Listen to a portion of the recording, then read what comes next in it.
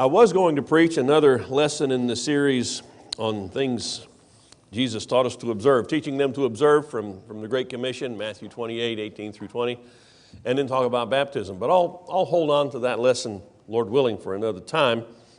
And this morning we're going to talk about the chaos of life versus the order of God, because there is just a little bit of chaos going on this week. Have you noticed?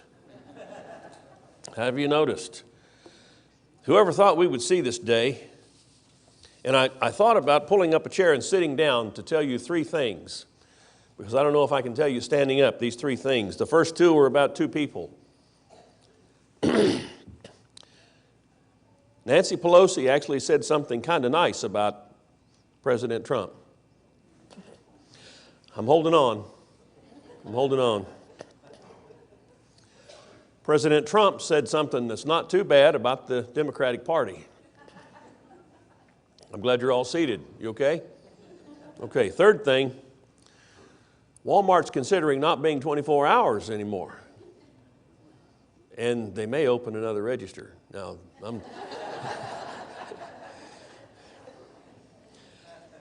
who would have thought that in such a short time, this would be what happens with us?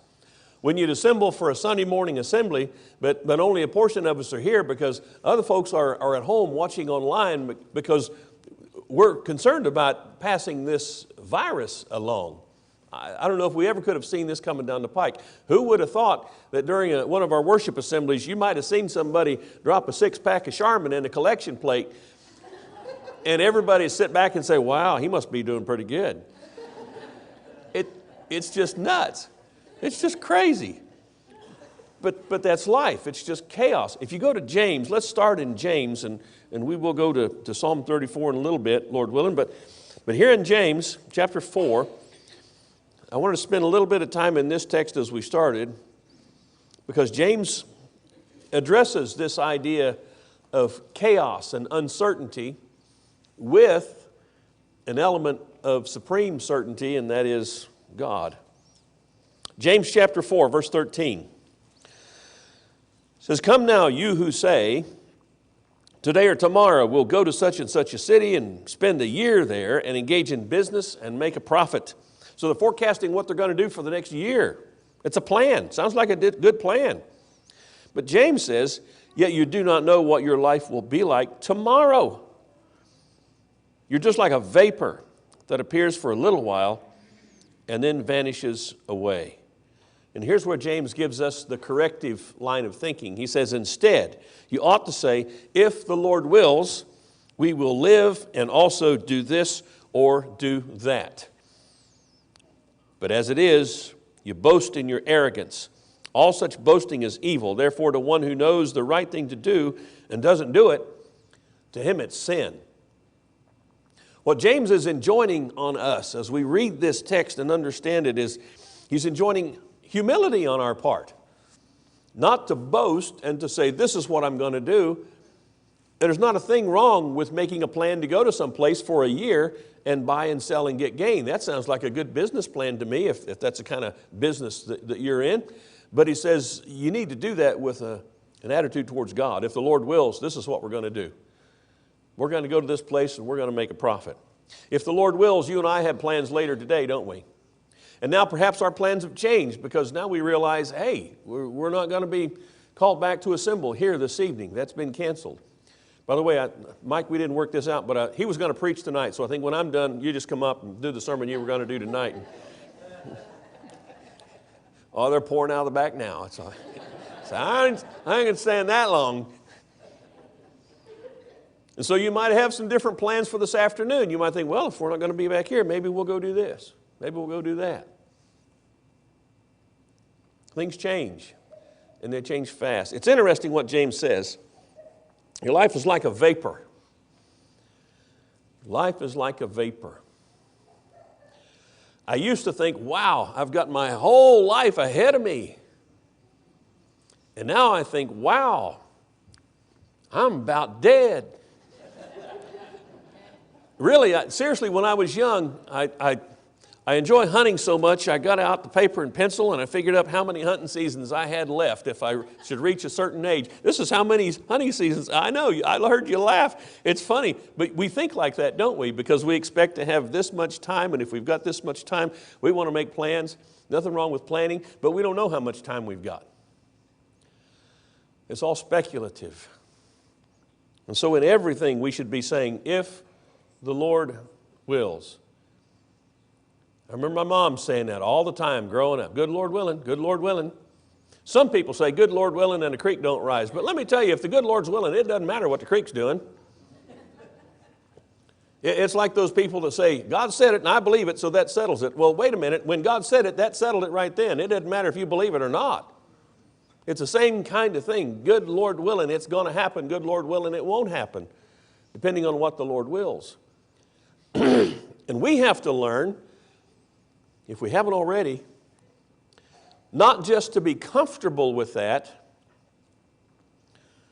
but to make that our life's hope. That His will is done in our lives, that God's will is done in my life. That's what all of us should want. Who better to organize and order my life than the eternal God who speaks from on high? Who better to say how my day should go than the one who set all things in order in the beginning and who will wrap all things up in the end? That's the one who is the one to call on. And my life, what's my life? It's like a vapor, James says. Like a vapor. Have you ever been going down the road and you see this white smoke coming out from under a car? They're just driving along and there's this big white smoke coming. You say, what is that car on fire? I can tell you how to determine if it's on fire. If what's coming out from under that car keeps on billowing and billowing up into the sky, that is smoke. But if it's just a cloud that comes away from the car and it's gone, they've probably burst a radiator hose and that's just water vapor. And it dissipates just like that. And James is not saying our lives are smoke. He's saying our lives are vapor. Ask those who have lived a number of years how quickly it's gone. And ask them about their lives, if they've seen any changes in their lives that they never would have expected to see. Ask somebody, as I have from time to time, is there anyone whose life has turned out exactly like you thought it would? It doesn't happen that way, does it? Life is just full of chaos and twists and turns. But God is the constant. God brought order in the beginning, and He has restored order in your life through Jesus Christ, and He will restore complete order in the end when Jesus Christ comes again at His Father's call. That's what I'm looking forward to, and I hope it's what you're looking forward to as well. Now let's go to the Psalms, the 34th Psalm. I'm so glad to hear, Mike, you're reading from the 43rd this morning.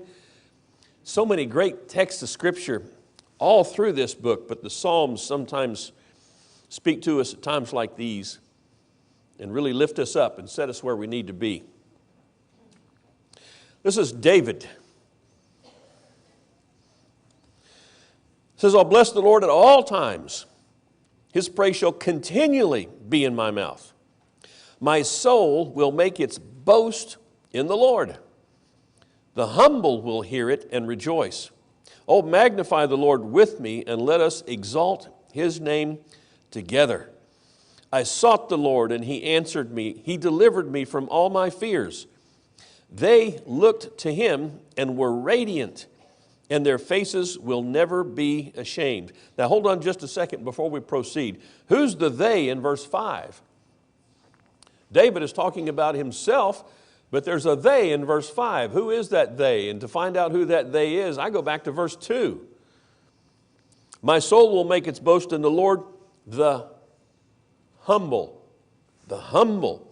will hear it and rejoice. I believe that's who he's talking about in verse 5 when he says, they, the humble, looked to Him and were radiant. What's it mean to be radiant?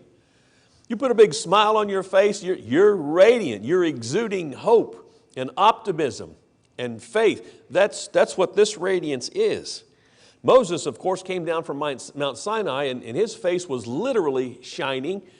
But this is a kind of shining that goes even deeper than that. This is a radiance that comes from God and the Spirit of God being in you, in your heart, in your mind, in your faith.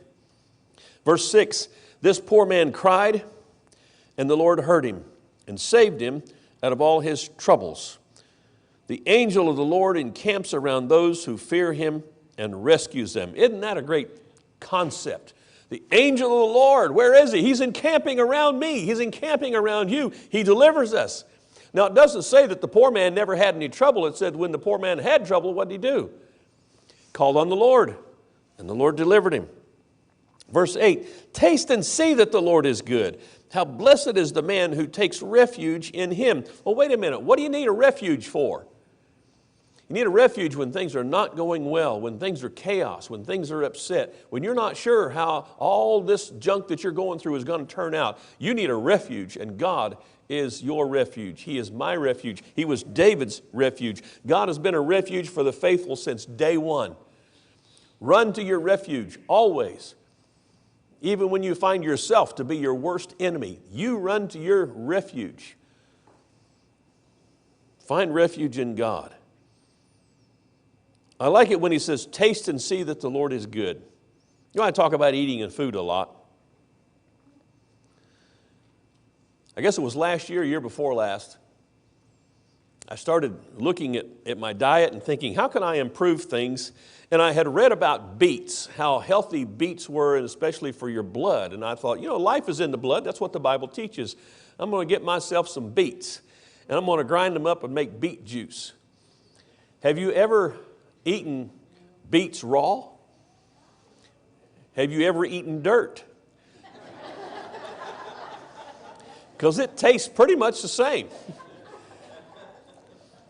But I got those beets and I peeled them, and if you buy beets, don't discard the greens. Wash those greens and grind them up. Cut up that beet, that dark, deep purple beet. Put it in some water and put it in your Ninja. That's what I did. You might have a blender. You might have a juicer. I've got a juicer now that I've also used, but when I started, I was using that little Ninja. And I would put those beet chunks in there and a bunch of those greens, and I'd put the little water in there and grind that up and make kind of a thick liquid, and then I would strain that out and get that water, juice, whatever you want to call it, and I would drink it.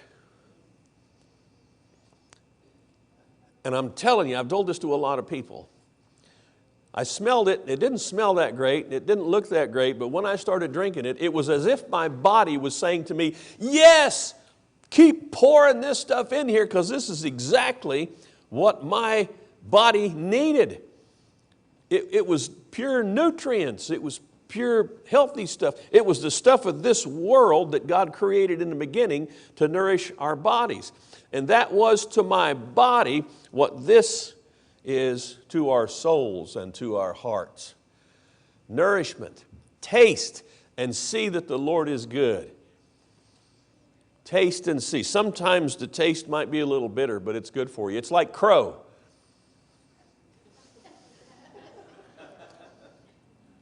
Crow is horrible, but it's good for you. If you need to eat crow, you better eat it. And you know what I'm talking about. I won't tell you how, but I know. David goes on to say in the 9th verse, fear the Lord, you his saints, for to those who fear him there is no want. The young lions do lack and suffer hunger, but they who seek the Lord shall not be in want of any good thing. Come, you children, listen to me. I will teach you the fear of the Lord. Who's the man who desires life and loves length of days that he may see good? Keep your tongue from evil and your lips from speaking deceit. Depart from evil and do good. Seek peace and pursue it. That's God's recipe for a good life. Peter will bring this up later and he'll quote this. You want to have good days? He'll quote David here in the 34th Psalm. The eyes of the Lord, it says in verse 15, are toward the righteous, and his ears are open to their cry. The face of the Lord is against evildoers, to cut off the memory of them from the earth.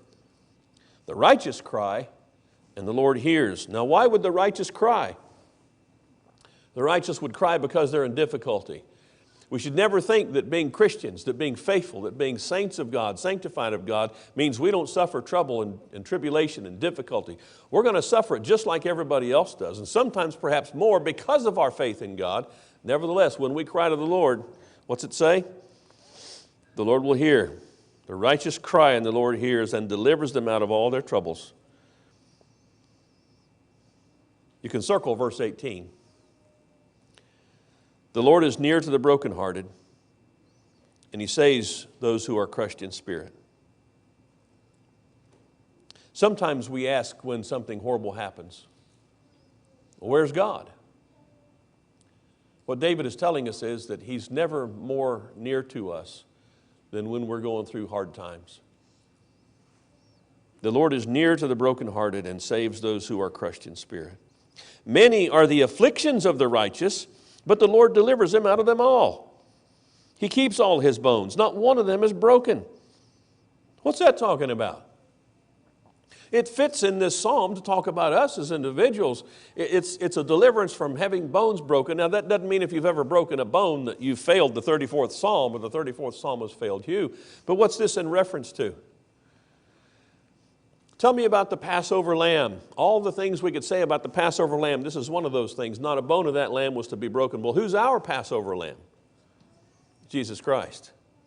Now think about the tie-in here. What's David talking about? He's talking about God being our refuge and being our deliverer in times of trouble. When we're hurting the most, that's when He's closest. If we can't see that in Jesus Christ, when we hurt the most because of our sin, where was God? He was right there on the cross. He was taking place in our suffering with us. Not just taking place in our suffering with us, but taking our place in the payment of sin. I don't have to pay for my sin. That's what Mike was talking about in the course of the Lord's Supper this morning. The gratitude we ought to have because our sins are removed. And when you think about what's going on in this world, because a lot of bad things happen in this world, and they happen on grand scales sometimes. But God is always the constant who is the deliverer. And this world is so limited. It will come to an end. And I want to ask you to think about this. If you could talk to any saint who's passed from this life into eternity, if you could have just 5 minutes with them, what do you think they would tell you?